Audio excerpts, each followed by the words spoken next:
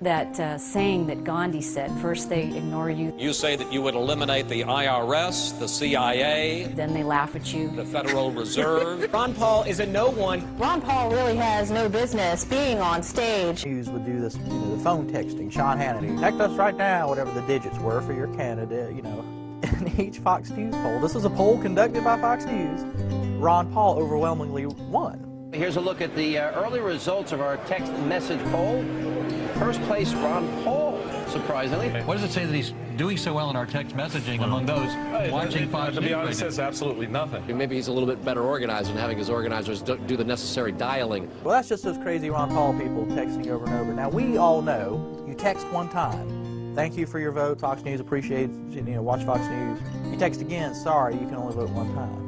On the one hand, you're taking it seriously enough to put it on, and then on the other hand, you're saying, no, don't pay attention to the person who's in first place. Well, text polls are text polls. It's like internet polls. It's not even phone calls. He did not win that debate. He did not win it. No. Why would he try to discredit their own poll? Doesn't make any sense. In second place, Governor, you're in second place with 27%. Third place. If Romney had won, you would have seen ticker tape parade stuff happen in the studio. They would have brought out, horses and Clydesdales and chariots. Congressman Paul, yet another question about electability. Do you have any, sir? There's always the question as to whether or not you are, in fact, viable. Your differences with the Republicans. Then they fight you. You have proof of that. There's no proof. There's absolutely proof of it. It's been chronicled all. And then you win.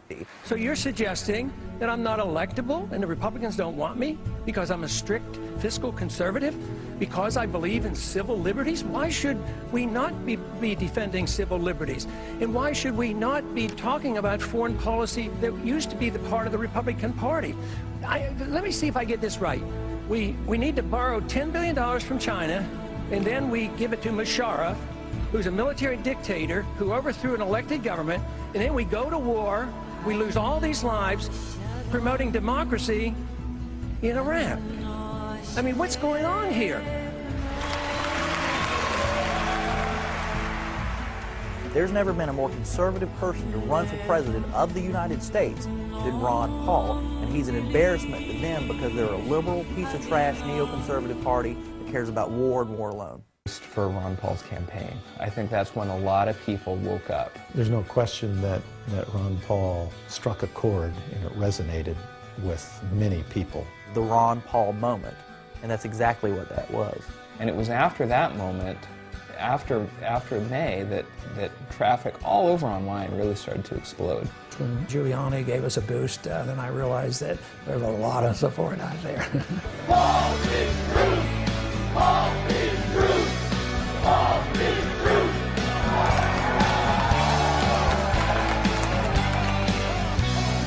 Beat up groups. I know McCain he's got like 5 people. Blew away every other candidate by a mile. 4,000, 5,000, something like that, groups around the world. And not just in America, I mean around the world. They were in Belgium and Australia and just, they were everywhere. Places, it's like, can you attach it? If you can attach it, it went up. People up there, all the meetup groups, we were all concentrated. There wasn't anywhere you could go that somebody didn't have a Ron Paul sign up. We're about to go where no man has gone before. We don't do it because it's easy. We do it because it's hard. One small step for man, one giant leap for Ron Paul.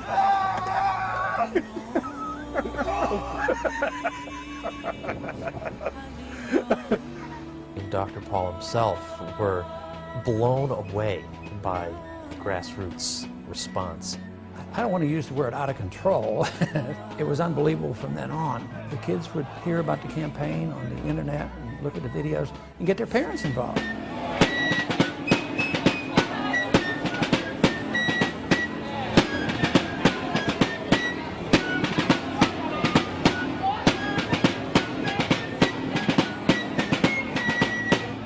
We have allowed our nation to be overtaxed and overregulated and overrun by bureaucrats. The founders would be ashamed of us for what we're putting up with. Ron Paul is outnumbered and out-rallied all the other candidates' people combined. It was just, it blew me away, so I knew I was in the right camp. And we had fun, because if you're not having fun, You're so doing it wrong.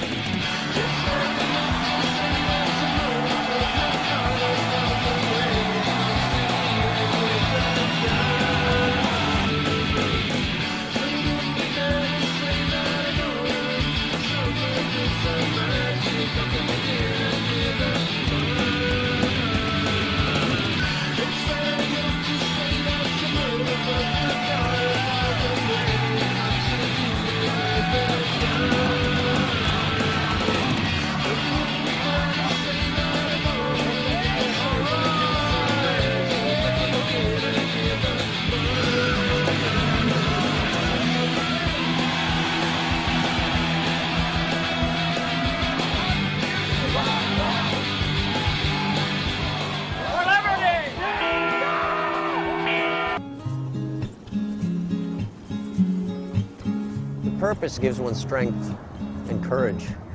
I pedaled 3,700 miles from the Santa Monica Pier in California and Los Angeles to the Jefferson Memorial in Washington, D.C. It was the idea that we can make a difference in this country, and that's more important than any personal hardship I might go through. People are going to be sorry. They're going to look back and say, oh, maybe I could have done more. That ain't going to cut it in this day and age. We need to do more.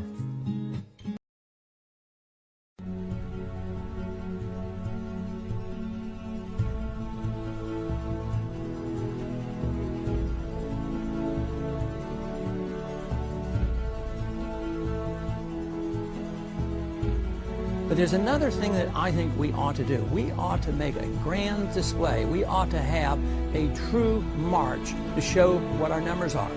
Dr. Paul, all he had to do was say, hey, I think there should be a revolution march. Boom.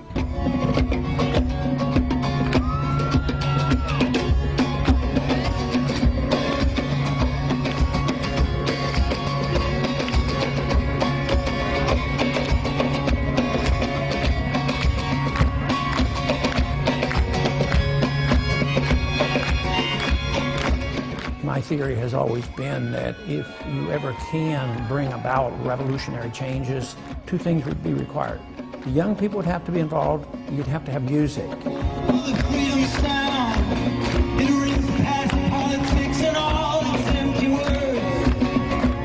Now, the revolution is worldwide.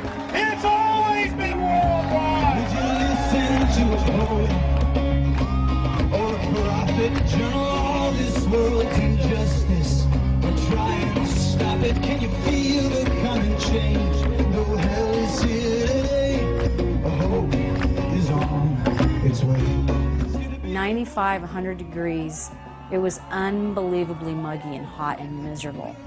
But these people showed up, and the DC police told us that at the height of the march, there had to be 15,000 people there.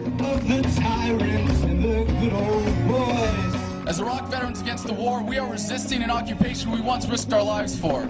We swore to support and defend the Constitution of the United States of America, but we found out the hard way that the greatest enemies of the Constitution are not to be found in the sands of some far-off land, but rather right here at home.